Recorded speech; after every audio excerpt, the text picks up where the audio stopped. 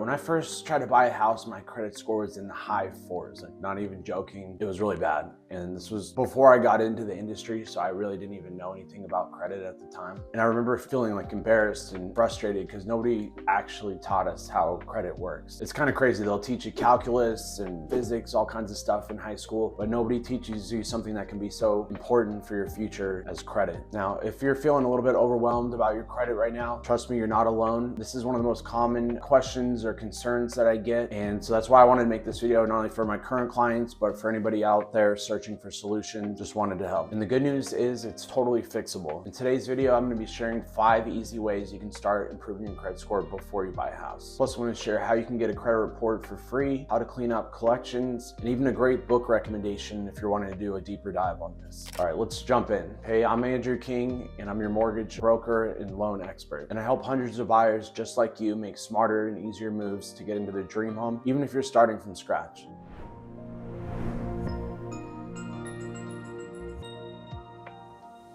Now, if you find this video helpful at all, don't forget to hit that like, subscribe, and share button. And one quick thing before we get started, you might not need as good as credit as you're thinking to buy a house. We can do 580 credit score with a low down payment, and we can even go as low as 500 credit score if you have a 10% down payment or higher. So even if your credit isn't perfect right now, don't count yourself out. All right, and the first step is gonna be seeing where you stand right now, and you're gonna be pulling a free credit report from all 3 credit bureaus, Equifax, Experian, and TransUnion. And the best part is you're entitled to a free credit report once a year, and you can get this at annualcreditreport.com. Pulling your own credit score won't hurt your score because it doesn't count as an inquiry. Once you get your free reports, you want to review each one of them carefully. You're going to want to look for balances that are reported incorrectly, old collections, or maybe even accounts that aren't even yours. You'd be surprised how often that happens. All right, let's talk about collections because handling them the right way can have a huge impact. If you see a collection on your credit report, slow down a little bit. Don't just start cutting them a check right away. And here's why. If you just pay it off immediately, it's going to be marked as a paid collection on your credit. And that's going to hurt your credit almost as much as an active collection. The real magic happens when you can get a deletion. And what you're going to want to do is negotiate with a creditor to get a pay for delete agreement. And that just means if you agree to pay them, they agree to delete it from your credit completely.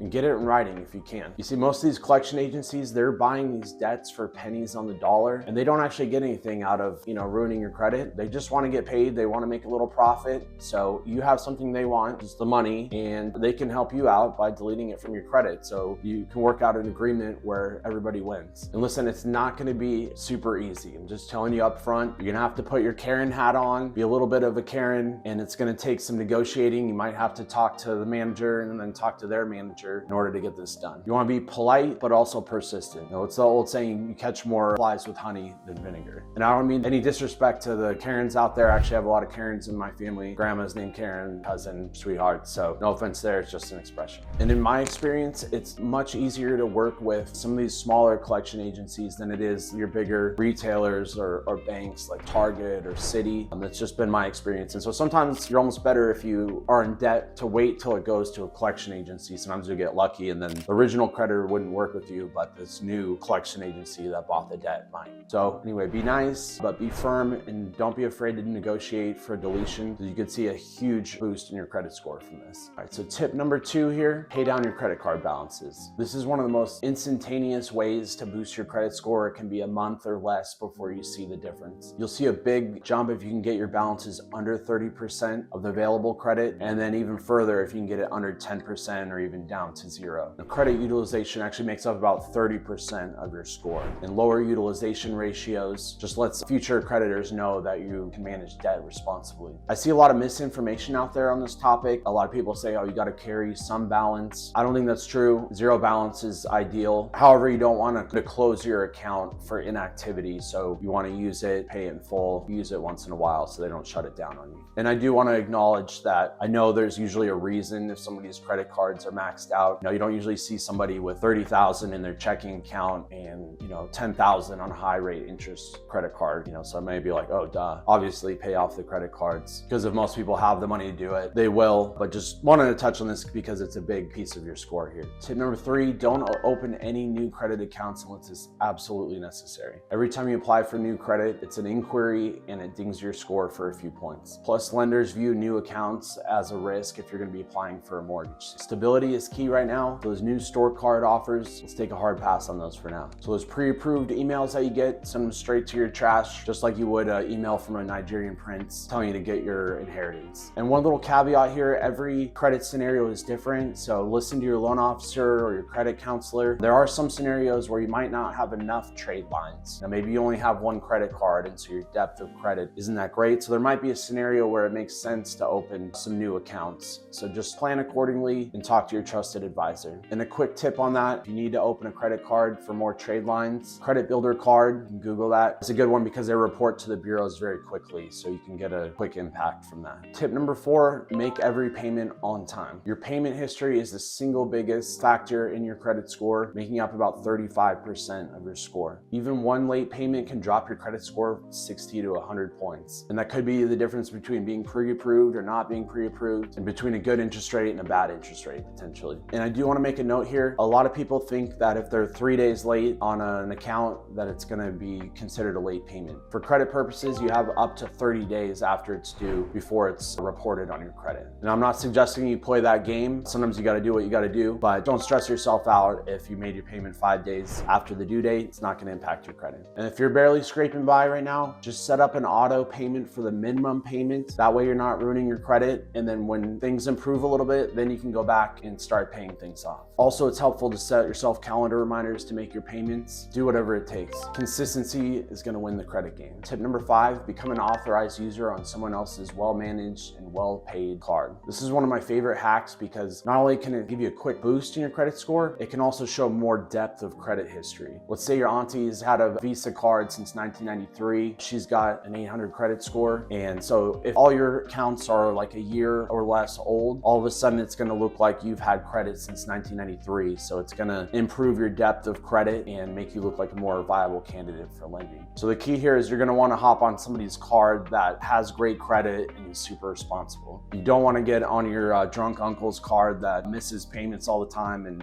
has a 530 credit score. And a quick bonus tip for you guys here, if you want to do a deeper dive on this stuff and really understand how the credit game works, I can't recommend this book enough. It's called The Road to 850. It's not a super long one. It's maybe like 100 pages long, but you'll really have a deeper understanding of the game if you read that book. So again, it's called The Road to 850. Check it out. So quick recap here of how to improve your credit score before buying a home. First step, you got to know where you stand. Pull the free credit report and see if there's any errors on there. Number 2, negotiate deletions on credit instead of just paying them up front. Number 3, pay down credit card balances. Number 4, don't open any new accounts. Number 5, pay every bill on time. Number 6, become an authorized user on somebody who already has really strong credit account. And remember, small, consistent actions can lead to huge results. Even improving your score by 20, 40, 60 points make a huge difference on the terms that you're going to be getting. And if you don't want to go out this alone and you want some help creating an action plan to get mortgage ready, feel free to book a Calendly link below, calendly.com/monarchlender, and let's get you into your new home without the credit stress.